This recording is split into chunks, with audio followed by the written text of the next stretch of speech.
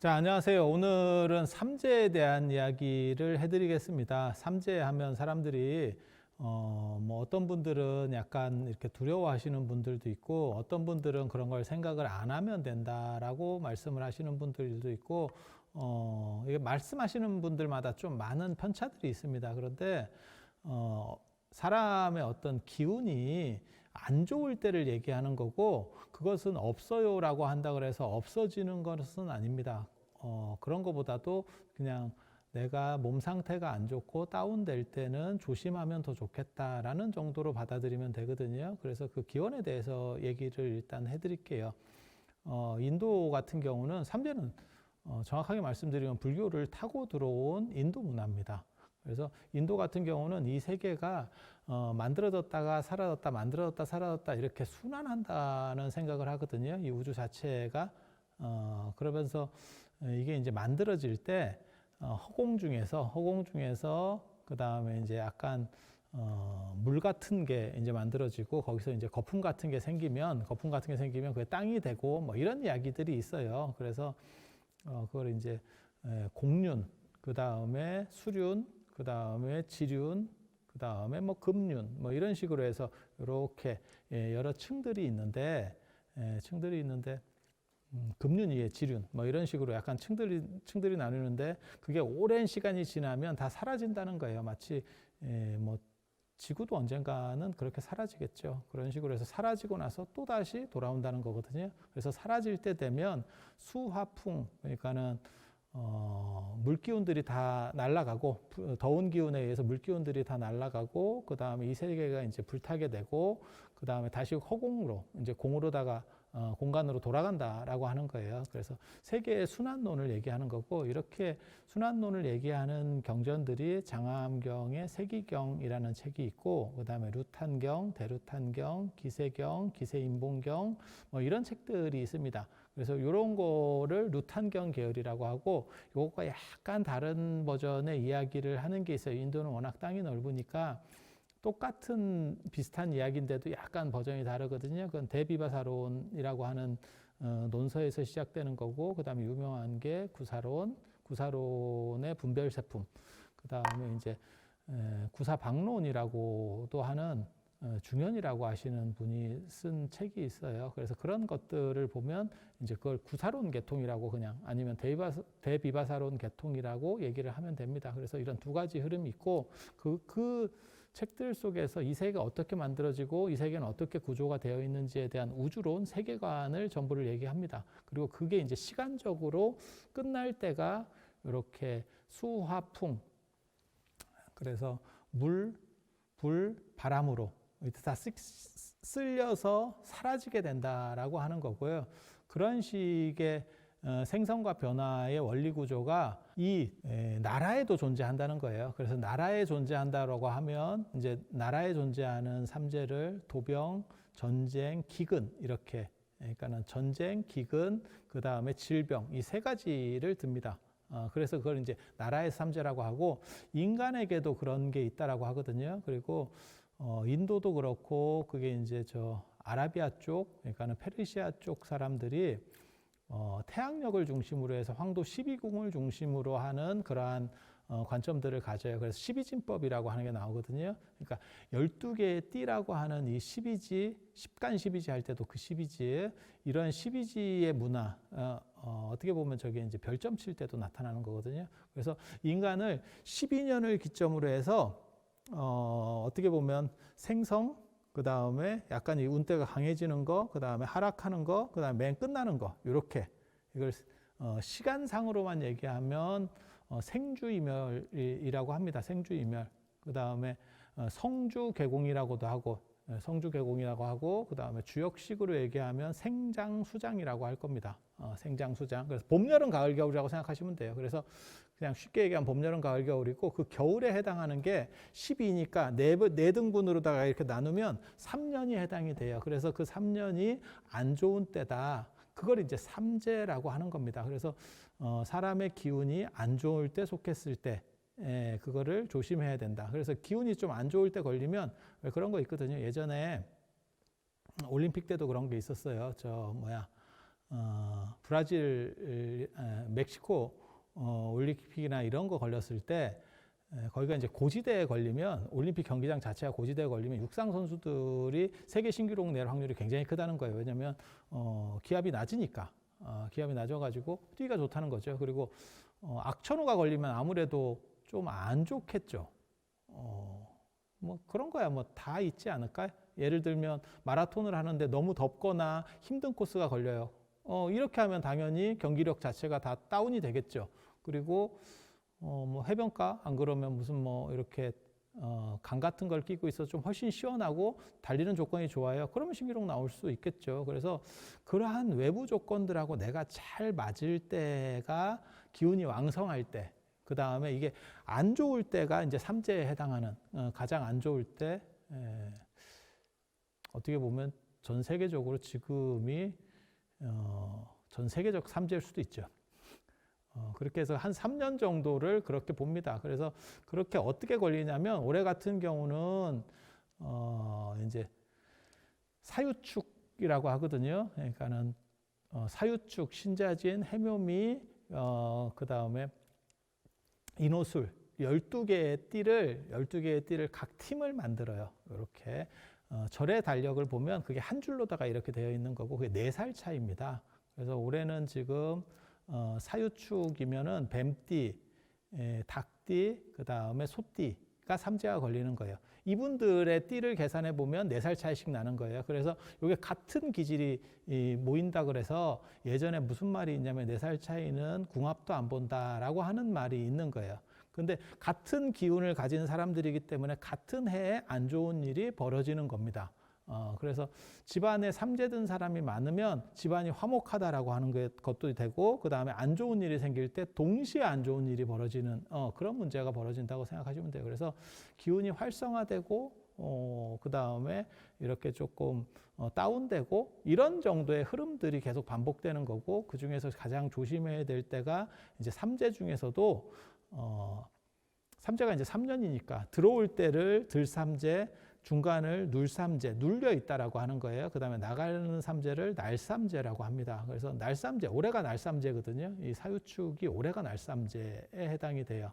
그래서 요 세 띠들이 흔히 그런 얘기가 있습니다. 이게 이제 뭐 믿거나 말거나 한 얘기인데 날삼재, 나갈 때 소리를 내고 나간다. 그러니까 무언가 안 좋게 한다라는 게 있어요. 그리고 그게 예전에도 그런 비슷한 생각들을 했는갑더라고요. 우리도 그런 거 있거든요. 지금은 이제 LED 전구를 쓰니까 그런 게 없었는데 백열 전구나 이런 거 쓰면 킬 때, 끌 때 나간다. 전구가 킬 때, 끌 때 나간다. 그러니까 변화 때 나간다는 거거든요.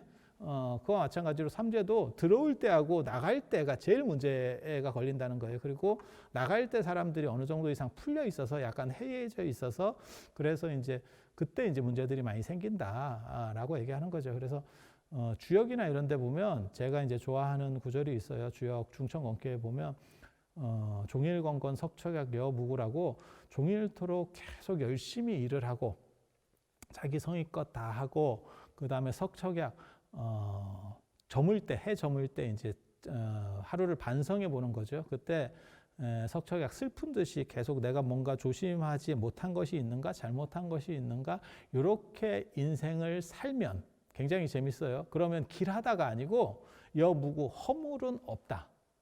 허물은 없다. 이렇게 사는 인생이 어떻게 보면 가장 충실한 인생이래요.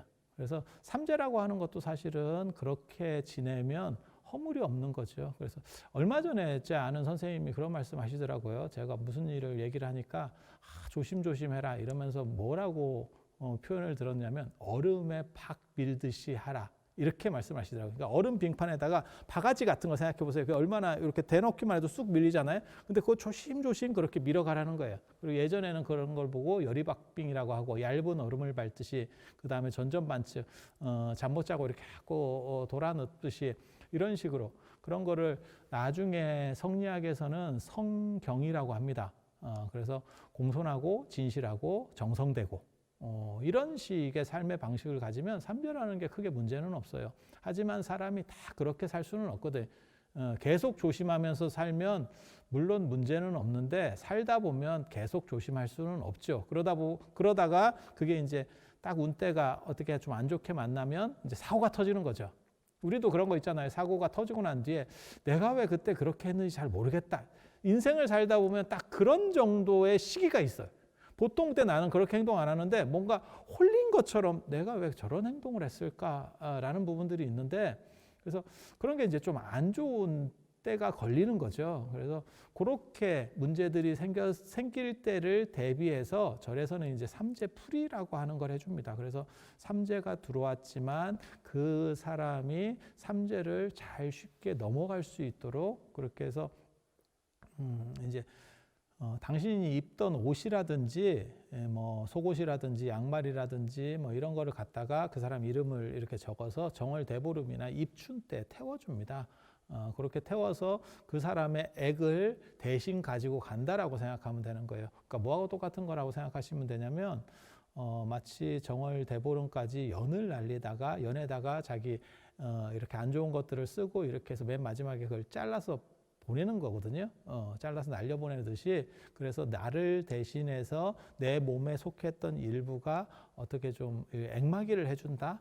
그런 걸 이제 삼재소멸이라고도 하고, 그 다음에 부적을 쓰는 경우들도 있습니다. 절에서는 뭐 그렇게까지는 잘 안 하는데 부적을 쓰는 경우들도 있어요. 그 이제 삼재 부적 이렇게 해서 부적을 어디다 갖고 다니냐고 자꾸 물어보시는 분도 간혹 있는데 지갑에 넣어 갖고 다니든지 예전 같으면 그게 꼬쟁이에다 꼬매서 가지고 다니는 뭐 이런 거예요. 그래서 요즘으로 말하면 팬티인데 그렇게 해갖고 다니면 찔려서 사람이 못 삽니다.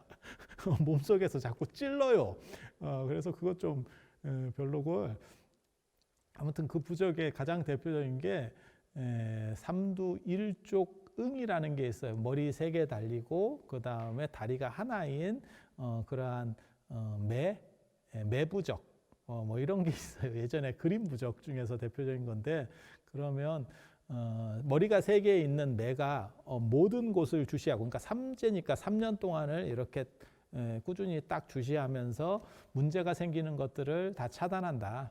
매라고 하는 경우랑 눈이 밝기 때문에 그렇게 다 차단시켜서 문제들이 없게 한다라는 거고, 그 다음에 한 발을 들고 있다라고 하는 거는 이렇게 바로 디디고 땅에 디디고 서서 새는 땅에 한 자리에 서 있으면 발을 디디고 이게 한 다리를 들어요. 그래서 한 자리에 딱 서서 주변을 주시하고 그다음에 문제가 생기면 바로 공격하겠다. 사실은 뭐 그런 의미라고 보시면 돼요. 그런 거 말고도 이제 옥추경에도 삼재부적 같은 게 있습니다. 근데 뭐 옥추경 같은 경우는 조금 애매하긴 해요. 왜냐하면 일설에는 사도세자가 이렇게 약간 획가닥한 게 옥추경 때문이다 뭐 이런 얘기까지 있는 거기 때문에, 아무튼 뭐 그런 부적을 사용하는 분들도 있고요.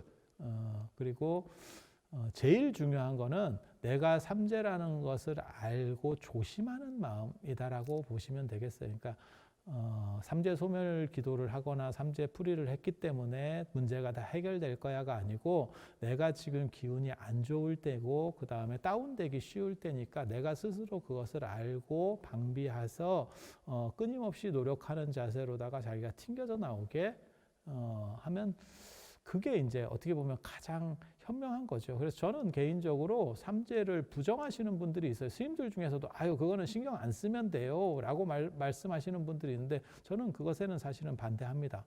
자기가 문제가 있다라는 걸 알고 반성해서 그것을 극복하려고 하는 게 중요한 거지, 내가 지금 사실은 신체적으로 굉장히 안 좋은 시기인데 그걸 모른다고 생각해서 넘어가지는 않거든요. 우리도 그런 거 있어요.